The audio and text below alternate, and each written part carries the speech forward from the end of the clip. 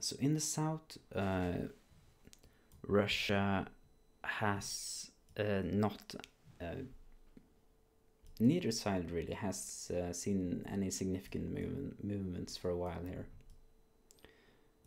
Russian troops are showing quite a heavy presence in the region, trying to stabilize it, and there is some speculation that Kherson will be turned into a People's Republic similar to Lugansk and Donetsk. This region might see a more direct integration into Russia, or its sphere in the long run. One motivation for that is that this is where Crimea is supplied with water to a large extent. So one of the first things the Russian army did when they invaded Ukraine, broke out of Crimea and seized. Well, this is strictly speaking not the right thing, right? But they seized control over the canal leading water to Crimea. I am a little bit uncertain what Russia's motivation in this area is right now. But of course they have managed to seize near control over all of Kherson oblast. Here Russia used to stand much further north and west for a while. It seems that there were at least Russian reconnaissance forces that went northwards, and there seemed to have been Russian attempts at crossing with Putin bridges. This I think it's called the Bug River.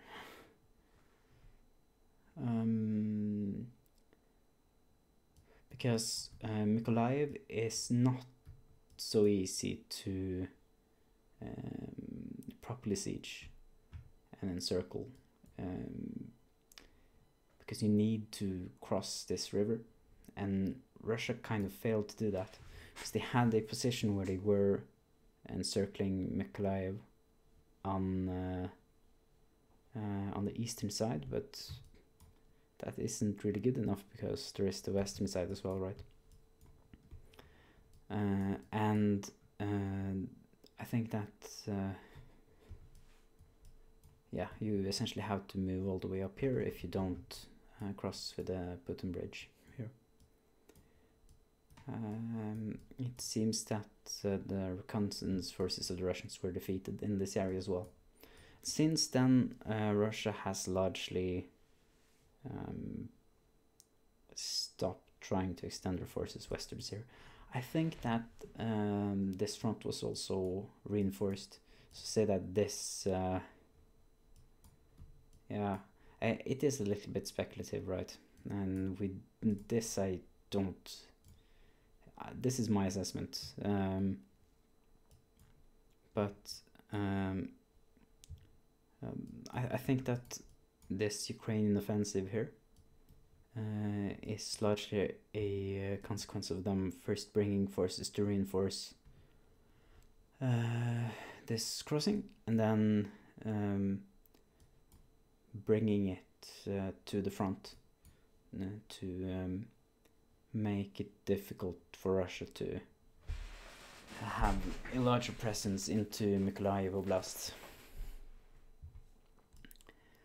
However, I also do not think that this movement of Ukrainian forces to the east here was this colossal defeat for the Russian army, like it is to some extent portrayed, because it seems to me that it was we ended in the positions that we have right now without all that heavy fighting. So it was mostly the Russians withdrawing back to a less ambitious position. What we have seen since then, though, is more activity towards the north. So it may be that they switched Mykolaiv, the objective of Mykolaiv, with the objective of Kryvyi or perhaps if they have the forces around for it in the area, it's possible to bypass Kryvyi and try to block off Zaporizhia, but I think that is unlikely. I think that they would try to at least encircle this before they tried something like that. And of course that is a little bit worrisome.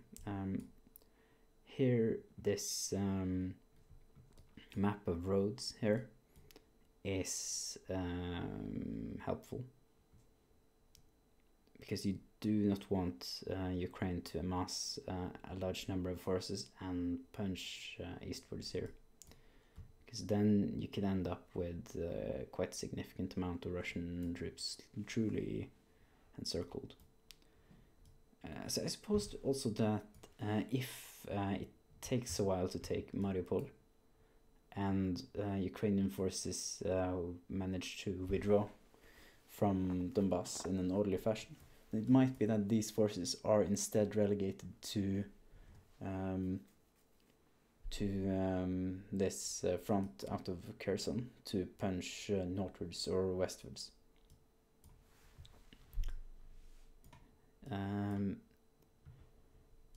I think that is mostly it for this region. One thing I can quickly mention though is I really struggle to find good information about this brigade and 127th Separate Reconnaissance Brigade of the Russian Army. So if any of you know anything about this brigade at all, please tell me, because I mean, I'm honestly not even sure if it exists at this point. Oh yeah, that's also a thing. Ukraine has territorial defense brigades that are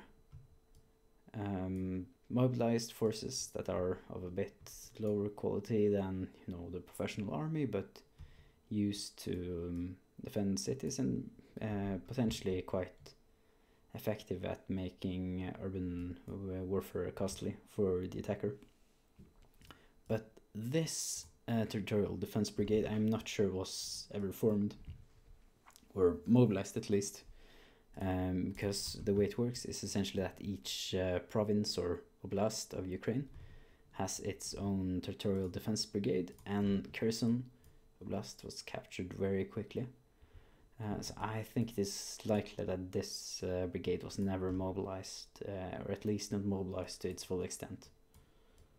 When it comes to Zaporizhia, however, that one likely is mobilized, because the city of Zaporizhia itself took quite a while before Russia had any significant influence around it, and it still hasn't really reached the city itself. Odessa, Ukraine is largely keeping quite a few forces around in Odessa because of the potential for a Russian naval landing here in order to attempt to capture areas around it, or potentially even the city itself. Should they move out all their troops, then Russia would likely seize Odessa, but that will of course not happen, because Ukraine will keep forces around in Odessa and keep entrenching it, and Odessa can be quite a pain to capture when entrenched. In World War II, it took a very long time to capture Odessa when the Soviets had entrenched it for the Romanians. They didn't really even capture it from them. It was because of the general situation yet. The Soviets moved their forces out in more of an evacuation. So I really doubt that in a naval assault can capture Odessa. For this region, I am unsure how many troops Ukraine has kept around. It is possible that they still keep quite a few troops around here in order to prevent Russia from perhaps they can't seize Odessa itself, but perhaps they can seize quite a bit of this province and use it to bring over a more proper attacking force. But of course, this is also very hard to attack through. But Russia could potentially establish a presence in this area if it is not properly defended. But it might also be properly defended, of course. And it's not certain that Russia wants the cost of defending this afterwards either. When troops might be better used elsewhere. They may be stretched pretty thin put into this just as it is.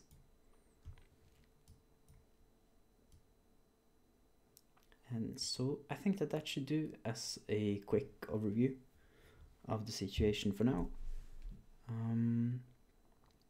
And I will see you tomorrow or in the next couple days with another update. So I'll hopefully see you around then.